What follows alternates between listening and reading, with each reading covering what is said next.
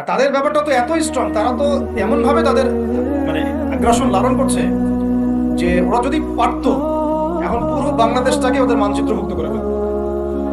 ষড়যন্ত্র কিন্তু এই পর্যন্ত। আর এই বিষয়টা আমাকে খুব পীড়া দিচ্ছে ভিতর থেকে, যেটা আমাদের আচরণ, আমরা যে এত বেশি মানে দাসত্বের একটা ইয়াতে চলে আসছি, মেজাজটা আমাদের দাসত্বের মতো চলে আসছে। আমরা শত্রুর চোখে চোখ রেখে কথাই বলতে পারি না। শত্রুর চোখে চোখ রেখে কথা না বললে তো সে আমাকে দাম দিবে না। কই, সে তো চায়নার সাথে এসব ডিল করতে পারে না, সে তো ইভেন পাকিস্তানের সাথে তো পারে না। পাকিস্তানে কি খুব মুসলিমদের ঐক্য আছে নাকি? নাই তো।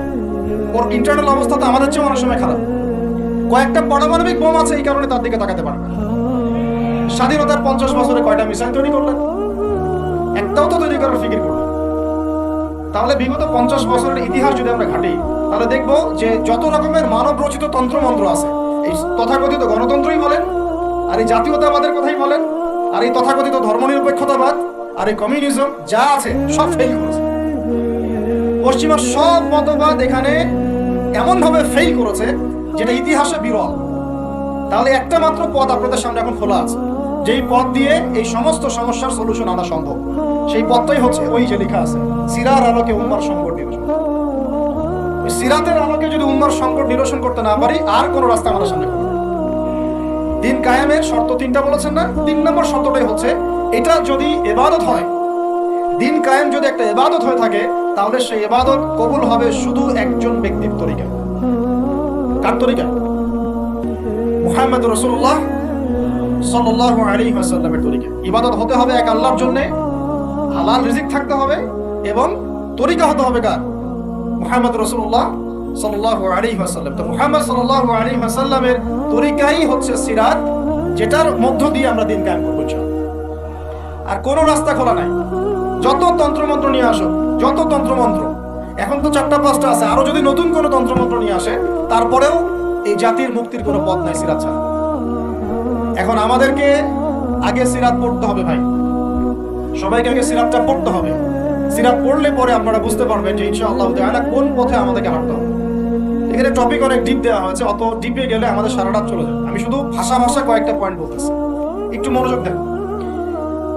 নবী সাল্লাল্লাহু আলাইহি ওয়াসাল্লাম যখন থেকে কাজ শুরু করেছেন, কাজ বলতে আমি দাওয়াতের কাজ বোঝাচ্ছি, তখনকার সমাজটা কিন্তু আমাদের মতো এতটা মানে কমফোর্টেবল ছিল না। একটা অমুসলিম রাষ্ট্রে তিনি দাওয়াতের কাজ শুরু করেছেন। মক্কা কি ছিল? একটা মুসলিম রাষ্ট্র না অমুসলিম রাষ্ট্র? অমুসলিম একটা রাষ্ট্রে তিনি অ্যাজ এ নবী তার দাওয়াতের কাজ শুরু করেছেন। সুবহানাল্লাহ। এবং তিনি সেই রাষ্ট্রের একজন পরিচিত ব্যক্তিত্ব, যাকে আস-সাদিক আল-আমিন বলে ডাকা হয়, যার আগেও কোনো গুনাহ নাই, পরেও কোনো গুনাহ নাই। এমন একজন ব্যক্তিত্ব তিনি, যার আগেও কোনো গুনাহ নাই, পরেও কোনো গুনাহ নাই, এবং তিনি একটা অমুসলিম রাষ্ট্রে ওহী প্রাপ্ত হয়ে দাওয়াতের কাজ শুরু করেন। আর আমরা তো মুসলিম রাষ্ট্রে বসে আছি, আমরা তো মক্কায় নাই। আমরা কি মক্কায় আছি? আমরা তো মক্কায় নাই। যদি মক্কায় না থাকি, তাহলে এরকম নতজন পররাষ্ট্রনীতি কেন? আমরা যদি মক্কার মতো পরিবেশে না থাকি, তাহলে এত নতজন পররাষ্ট্রনীতি কেন? তাহলে ভারতের মধ্যে আমাদের যে মুসলিম ভাইরা আছে, তারা কি করবে? তাহলে ভারতের যে মুসলিম ভাইরা আছে, তারা কি করবে? তারা কি ওদের পা ধরে ইয়ে করবে, সালাম করবে? হিন্দুদের পা ধরে সালাম করবে? বলেন তো। আমরা তো একটা মুসলিম রাষ্ট্রে আছি। মুসলিম রাষ্ট্রে থাকতে এত নতজন পররাষ্ট্রনীতি কেন?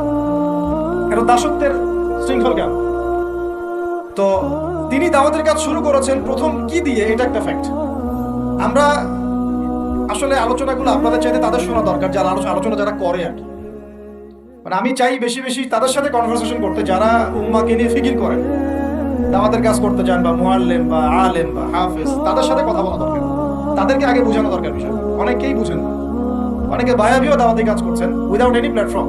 অনেকে দাওয়াতি কাজ করছেন উইদাউট এনি কানেকশন উইথ উলামা। আলেমদের সাথে কোনো কানেকশন নাই, দাওয়াতের কাজ করতে আছে। একটা বায়াবিও প্ল্যাটফর্ম ক্রিয়েট করে রাখতেছেন। আমি আপনাদেরকে পুরো পথ পদ্ধতি এখানে গিলায় খাওয়াই দিতে পারবো, কিন্তু বিশ্বাস করেন গিলে খাওয়ার পরে আপনি কিছু করতে পারবেন। কেন পারবেন না? আপনার কোনো অ্যাসোসিয়েশন নাই, কোনো ফাউন্ডেশন নাই, কোনো সংগঠন নাই, কোনো রাজনৈতিক ক্ষমতা নাই, কোনো রাজনৈতিক দল নাই, রাজনৈতিক কোনো অ্যাপ্রোচও নাই। কিন্তু একটা সেকুলার রাজনৈতিক দল আপনার চেয়ে ভালো ফিল্ড ওয়ার্ক করতে পারবে, কারণ তার চেইন অফ কমান্ড আছে। আমাদের তাওহীদপন্থীদের কোনো চেইন অফ কমান্ডই নাই। বলে আসতেছি বিগত 5 বছর 10 বছর থেকে একই বয়ান, মাথায় ঢোকে না জিনিসটা। চেইন অফ কমান্ড বলে একটা কিছু আছে, যেখানে একজন আমির নাই, যেখানে একজন ইমারা নাই, একটা আমির নাই, আসসামু ওয়া তাআ নাই, বাইআ নাই, যেখানে শুনলাম মানলাম আনুগত্য করলাম, আমির মামুর জামা ইমারা এগুলো নাই, সেখানে তো চেইন অফ কমান্ড আসবে না। তাবলীগ জামাত কাজ করছে না, করছে কিনা? একটা শুরা পর্ষদ আছে না, শুরাই নিজামি আছে না, আমির আছে না, কাজ করতেছে, ফলাফল পাচ্ছে মাশাআল্লাহ। জামাত ইসলাম কাজ করছে না, একটা চেইন অফ কমান্ড আছে, প্রত্যেকটা জেলায় জেলায় শাখা আছে, তারা তাদের উপরের লেভেল থেকে কোনো ডিরেকশন আসলে সেটাকে লেভেলে বাস্তবায়ন করছে। তারপরে ধরেন যে ইভেন এই যে আওয়ামী লীগ যে চলে গেল, তার একটা চেইন অফ কমান্ড ছিল না, ছিল কি না? উপরে যে বলতো জঙ্গি, নিজের ওই ব্যক্তি বলতে হ্যাঁ সেই জঙ্গি, এমন একটা চেইন অফ কমান্ড ওদের ছিল না? এখন বিএনপি যারা রাজনীতি করতেছে ওদের নাই, আছে। এখন আপনি বলেন ইসলামপন্থীদের রাজনৈতিক দল কয়টা? একটা আছে আমাদের শাসনতন্ত্র, একটা হচ্ছে হেফাজতে ইসলাম, আর কি হেফাজতে ইসলাম তো আসলে কোনো রাজনৈতিক ব্যাকগ্রাউন্ড থেকে আসেনি, এটা এসেছে আপনারা তো জানেন হিস্ট্রি, কোন প্রেক্ষাপটে এটা তৈরি হয়েছে, শাপলা চত্বরে ঘটনা, তাই না? আর জামাত ইসলাম। আর কথা হচ্ছে যে আমাদের তো মানে পৃথক পৃথক প্ল্যাটফর্মগুলোর মধ্যে একটা ঐক্যবদ্ধ সমন্বয় সবার আগে দরকার, তারপরে আমাদের একটা বৃহত্তর চেইন অফ কমান্ড দরকার। তখন কি হতো যে উপর থেকে একটা কিছু ছেড়ে দিলে একদম নিচ পর্যন্ত আসতে সময় লাগবে। এখন এগুলোর বাইরে আবার যারা চান যে না কোরআন এবং হাদিস, ইসলামী ইমারা শরিয়া এগুলো বাস্তবায়ন হবে, দাওয়াতের সাথে সাথে জিহাদ থাকতে হবে, এবং আমরা কোনো গণতন্ত্র সেকুলারিজম এইসব পশ্চিমা আদর্শে যাব না, তারা ফেসবুকে বায়োবিও ঘুরে বেড়াচ্ছে, ফেসবুকে বায়োবিও ঘুরে বেড়াচ্ছেন, ইউটিউবে ইন্ডিভিজুয়ালি কাজ করছেন, সবার নিজস্ব স্বতন্ত্র মার্কাজ মাকতাবা ইত্যাদি ইত্যাদি, কোনো সমন্বিত প্রয়াস নেই। এইভাবে তো হবে না। এইভাবে কি হবে? সর্বোচ্চ এককভাবে কিছু দাওয়াত দেওয়া যাবে। কিন্তু নবী সাল্লাল্লাহু আলাইহি ওয়াসাল্লাম ওহী প্রাপ্ত হওয়ার পরেই দাওয়াতের যে কাজ শুরু করলেন, এটাই চেইন অফ কমান্ড। সুবহানাল্লাহ। একটা জামাআর মধ্যে তিনি সবাইকে নিয়ে আসছেন। খেয়াল করে দেখেন, প্রথম ওহী আসলো কি সংক্রান্ত? ইকরা বিসমি রাব্বিকাল্লাযী খালাক, এই তো পড়ুন আপনার রবের নামে যিনি আপনাকে সৃষ্টি করেছেন। তো পড়া তিনি কি পড়তে পারতেন? তিনি তো পড়তেও পারতেন না। তিনি তো বলছিলেন যে মা আনা বিকারি, আমি তো পড়তে জানি না, তারপরে তাকেই পড়তে বলা হচ্ছে। আপনি পড়ুন, কারণ এই জ্ঞানতাত্ত্বিক রেভলিউশন ব্যতীত সমাজ সংস্কার সম্ভব। এখন আমরা সমাজ সংস্কার সবাই করতে চাচ্ছি কম বেশি সবার জায়গা থেকে, পড়াশোনা কেউ করতে চায় না। আল্লাহর কসম করে বলছি, যারা ইভেন দাওয়াতের কাজ করছি এইসব জায়গায় আমরা যারা দাঁড়ায় আছি না, তাদের অনেকেই ওলামায়ে কেরামের সাথে কোনো তাআল্লুকই নেই, কোনো সিলেবাস নাই, কোনো পড়াশোনা নাই, কোনো ক্রাইটেরিয়া নাই, কোনো আরবিক শেখার কোনো ফিকির নাই, কুরআন শেখার কোনো ফিকির নাই, তাফসীর শেখার কোনো ফিকির নাই। আমি দাওয়াতের কাজ করতেছি, সুবহানাল্লাহ, মানুষ আমাকে সেলিব্রিটি মনে করে, দ্যাটস অল। এভাবে হয়? এভাবে কি দাওয়াতের কাজ হয়? অথচ নবী সাল্লাল্লাহু আলাইহি ওয়াসাল্লামকে আল্লাহ পাক পড়তে বলছেন। তাহলে প্রথম দরকার আমাদের জ্ঞানতাত্ত্বিক রেভলিউশন, যেটা বললাম যে বিগত 50 বছরে অলরেডি আমাদের ঘরে ঘরে একজন করে আলেম, একজন করে হাফেজ থাকা উচিত ছিল। এটা বিগত 50 বছরের শিক্ষা সিস্টেমটা এমন ভাবে সাজানো হয়েছিল যেটা একটা ধর্ম নিরপেক্ষ শিক্ষা সিস্টেম। এটা এই যে একটা ছেলে বসে আছে 30 বছর বয়স, ওর তো অধিকার ছিল যে সে এসএসসি এইচএসসি অনার্স মাস্টার্স লেভেলে এসে কোরআনের অর্থ করার যোগ্যতা অর্জন, এটা তার রাইটস ছিল। অ্যাজ এ মুসলিম কান্ট্রি একজন সিভিলিয়ান হিসেবে তার রাইটস ছিল এটা, যে আমি একজন মুসলিম কান্ট্রি সিভিলিয়ান, আমার রাইটস আছে স্কুলে গিয়ে কোরআন শেখা, কলেজে গিয়ে কোরআনের তাফসীর শেখা, অনার্স লেভেলে গিয়ে হাদিস পড়তে শেখা, হাদিসের মুতাআলা করা। ইভেন সে মাস্টার্সের পরে ইফতা দেওয়ার মতো যোগ্যতা অর্জন করতে পারতো যদি শিক্ষা সিস্টেমটার মধ্যে সমন্বয় থাকতো। কিচ্ছু করা হয়নি এইসব 50 বছর ধরে এই জাতিকে শিক্ষার অন্ধকারে রাখা হয়েছে। কওমি মাদ্রাসাগুলো যদি না থাকতো, এই দেশ থেকে ইসলামকে মিটাই ফেলে দিত। এটা বাস্তবতা। শুধু কওমি মাদ্রাসাগুলোর এই মেহনতগুলো যদি না থাকতো, তাহলে অরিজিনাল ইসলামকে তারা মিটাই ফেলে দিত। ঠিকই আছে, কিন্তু আমি ওইদিকে যাচ্ছি না, ওটা অন্য আলোচনা। এটা আমাদের ভিতরের কথা হচ্ছে একজন জেনারেল শিক্ষিত ছেলে যে এদেশের মুসলিম নাগরিক, তার রাইটস আছে প্রাইমারি স্কুলে সে কোরআন তেলাওয়াত করা শিখতে পারে নাই। কেন পারে? পিতা মাতাও তো মাশাআল্লাহ সুবহানাল্লাহ সেই করেন। ছেলে 10 বছরে কিছু শিখুক না শিখুক, বাংলা ইংরেজি অঙ্ক তাকে শিখতে হবে। কোরআন হাদিস এগুলো তো কোনো বিষয় না, এগুলো কোনো বিষয় না। আপনাদের কাছে আল্লাহর কসম এগুলো দামি নাই। ওই একদিন দুদিন ওয়াজ মাহফিলে আয়েশা আবেগ দেখান, কোরআন হাদিসের পরে যদি মহব্বত থাকতো ছেলেকে তো আলেম বানাইতেন, ছেলেকে তো আপনি একজন হাফেজ বানাইতেন কমপক্ষে। আপনি তো ছেলেকে এমন ভাবে করে তুলেছেন আপনার জানাজাই পড়তে পারবেন। তো আমাদের এই স্কুল কলেজ পড়ুয়া ছেলে মেয়েদের রাইট ছিল এগুলো শিখতে পারে নাই। অনার্সে পড়ে তার বয়স কত? 20 থেকে 25 বছর। 25 বছরে সে 25টা সূরা জানে না, 25টা সূরার নামই জানে না, 25টা সূরার নাম বলতে পারে। কোরআন বিধান কায়েম করতে আসছেন আপনি, সুবহানাল্লাহ, 25টা হাদিস বলতে পারেন না, 25 জন নবীর নামও বলতে পারেন না। ইভেন আমাদের নবী সাল্লাল্লাহু আলাইহি ওয়াসাল্লামের সিরাতের জীবনীটা, পাতলা কিতাবটাও সে কখনো জীবনে পড়ে নাই। এই অবস্থা মাস্টার্স এ, বিসিএস এ সব জায়গায় একই চলছে। বিসিএস এর যে ভাইবা হয় সেখানে কি ইসলাম ধরা হয়? বিসিএস এর ভাইবা যখন হয় তখন তাকে কোরআন তেলাওয়াত জিজ্ঞাসা করা হয়? তাহলে আপনি কোরআন তেলাওয়াত করতে পারেন না, রাষ্ট্র চালাবেন কিভাবে? কোরআনের সাথে কোনো তাল্লুক নাই। তার মানে আপনাদের কনসেপ্ট হচ্ছে রাষ্ট্র আলাদা, কোরআন আলাদা। মানে রাষ্ট্র চালাতে কোরআন লাগে না, আপনার কনসেপ্ট এটাই। হ্যাঁ, না হলে তো কোরআন আপনি আনতেন, সিলেবাস তাফসীর আনতেন, হাদিস আনতেন, সিরাত আনতেন। আপনার কনসেপ্ট হচ্ছে রাষ্ট্র আলাদা, কোরআন আলাদা, হাদিস আলাদা, এগুলো পড়াশোনা আলাদা, ব্যাংকিং সিস্টেম, ইকোনমিক্স আলাদা, ইসলাম আলাদা, তাই না? রাজনীতি আলাদা, ইসলাম আলাদা, তারপরে সংস্কৃতি আলাদা, ইসলাম আলাদা, শিক্ষানীতি আলাদা, ইসলাম আলাদা। এই কনসেপ্ট হচ্ছে এদেশের 90% মানুষের কনসেপ্ট। এরা সবাই শিরকের মধ্যে আছে, আল্লাহ কসম করে বলতেছে, সবাই শিরকের মধ্যে আছে। এরা সবাই ধর্মনিরপেক্ষ, সেকুলার। বাদ দিয়ে আমরা যারা দাড়ি টুপি বলা কিছু মানুষ আছি, আমরা একটু মৌলবাদী চিন্তা করি আর কি। আমরা চিন্তা করি যে ইসলাম ব্যক্তিগত জীবনেও থাকবে, সংস্কৃতির মধ্যেও থাকবে, শিক্ষানীতিতেও থাকতে হবে, অর্থনীতিতেও থাকতে হবে, ইভেন রাজনীতির মধ্যেও থাকতে হবে। এই কনসেপ্টটা না আসলে এখনো মুসলমান হনই নাই। এই কনসেপ্টটা না আসা মানে এখন পর্যন্ত কালিমা লা ইলাহা ইল্লাল্লাহ এটা বুঝেনি নাই, মুখে পড়েছেন, দ্যাটস অল। এই কারণেই তো লা ইলাহা ইল্লাল্লাহ পড়ার পরেও মোদির পাচাটান বসে বসে। এই কারণ ওই লা ইলাহা ইল্লাল্লাহ তো আপনাকে ওটা শিখাই নাই যে আপনি এক আল্লাহর সার্বভৌমত্বের স্বীকৃতি দেন নাই। এই হলো সমস্যাগুলো। সমস্যার গোড়ায় অনেক কথা আছে। এখন নবী সাল্লাল্লাহু আলাইহি ওয়াসাল্লাম কিন্তু দাওয়াতের কাজটা, এই যে সিরাতের আলোকে যেটা বলছেন, সমাজ সংস্কার এবং দিন প্রতিষ্ঠা এবং সমকালীন সব সংকট দূর করা, এটা শুরু করতে হবে জ্ঞানতাত্ত্বিক রেভলিউশন থেকে।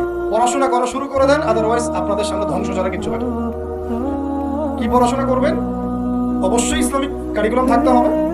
এরপরে আপনি জেনারেল লাইনের পড়াশোনা করেন, কোনো সমস্যা নেই। আর এই পড়াশোনা একা একা করা যাবে না, উস্তাদের সহবত লাগবে, ওলামায়ে কেরামের সহবত লাগবে। আমি তো এটা বলি যে আপনি কারো লেকচার শোনার আগে আপনি আগে চেক করবেন যে তার উস্তাদ কে, কোথায় সেদিন শেখে, কার কাছ থেকে সেদিন শেখে, কোত্থেকে সেই ইলমগুলো অর্জন করছে, তার লোক কোথায়।